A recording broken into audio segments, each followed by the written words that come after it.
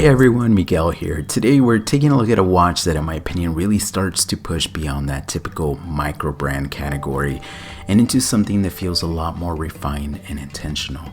This is a Nereide Aureo 39 from Venezianico, and this one definitely surprised me in a few ways.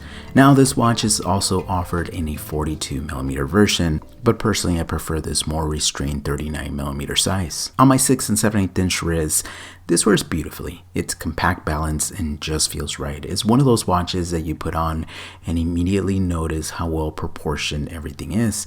Before we even get into the specs, I want to talk about the bigger picture here.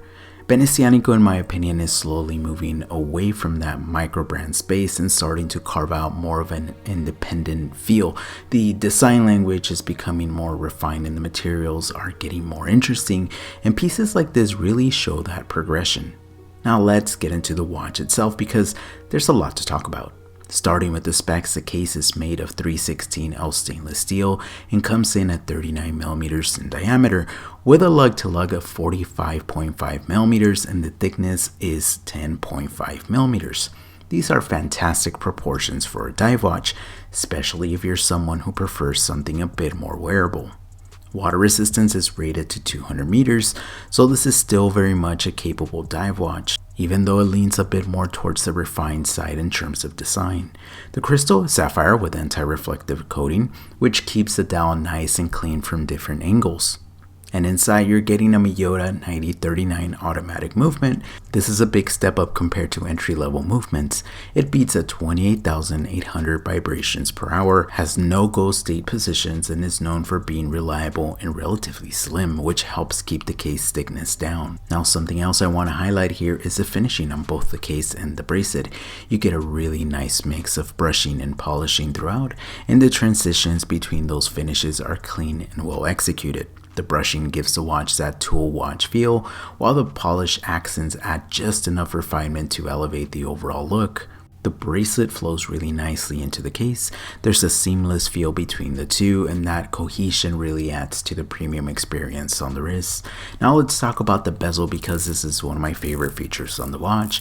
You're getting a tungsten bezel insert here with 120 clicks, and it just feels premium. The action is crisp, precise, and very satisfying.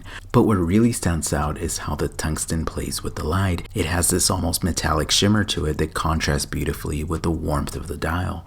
And speaking of the dial, this is where this watch really shines, no pun intended. This dial features a 24 karat gold treatment with a ripple finish, and I really want to emphasize that. There's actual gold in this dial, and at this price point, that's not something you see every day, and it gives the watch a level of richness that's hard to replicate with just color alone. The way the dial is made is also really interesting. That ripple texture isn't just for looks, it's part of the finishing process that creates depth and variations across the surface. When light hits it, you get this almost fluid effect, like the dial is moving. It's one of those dials that consistently changes depending on the angle. And honestly, I want to make a big deal about this because this is the kind of detail that separates a good watch from something that feels special. The lume used here is BGW9 Super Luminova, and it does a solid job. It's not Seiko bright, but it glows nicely and remains legible in low light conditions for a few hours, which is really all you need for a watch like this. Now moving on to the bracelet, this is the Sansovino bracelet, and it's very well done. It feels solid, the finishing matches the case nicely, and more importantly, is very comfortable thanks to the way it articulates around the wrist. You also get a micro adjustment clasp, which is always great to see because it allows you to fine tune the fit throughout the day. Now flipping the watch over, you're greeted with an engraved case back, and this is something Venezianico consistently does very well. They always put a lot of effort into their case back designs, and each model tends to feature its own unique artwork. It's not just a generic engraving, it actually ties it to the theme and identity of the watch, which is something I really appreciate. It shows attention to detail beyond just what you see on the dial side. On my wrist, again, this watch just wears extremely well. The combination of the case size, lug-to-lug, and bracelet articulation makes it feel very balanced and easy to wear. Now let's get into the likes and dislikes. Starting with the likes, the dial is easily the standout feature. The fact that it uses real gold combined with that ripple texture just gives it a premium feel that really stands out at this price point. I also really like the bezel. The tungsten insert looks amazing, feels durable, and the action is exactly what you want, crisp and satisfying.